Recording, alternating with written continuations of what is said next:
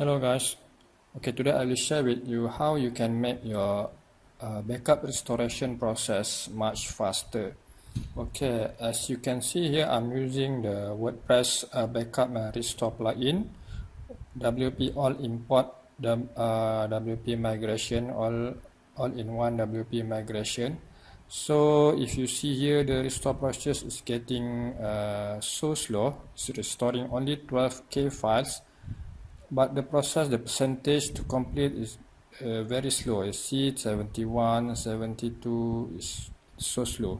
So why this happen? Because I will show you the main problem on most shared hosting that are causing this problem, the slowness when restoring your process. See, if you are using a cPanel, so you can see here the I/O usage on the sidebar here. So the usage, this one is the one that affect the restoration process. As you can see, 4 MB per 4 MB, which is 100% usage of the I/O. So most of the web hosting, they are limiting this I/O speed on their servers. Usually they'll put like 1 MB or 2 MB per second, the speed, I/O speed.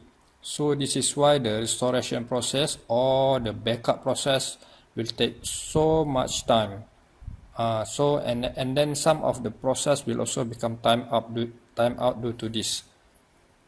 Okay, to overcome this, we have to look for a shared hosting or cPanel hosting that provide a higher I/O usage limit.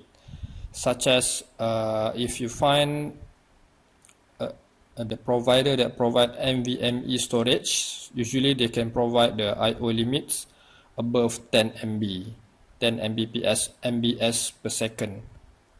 So with higher I/O usage limit, you can definitely do the backup restoration way much faster.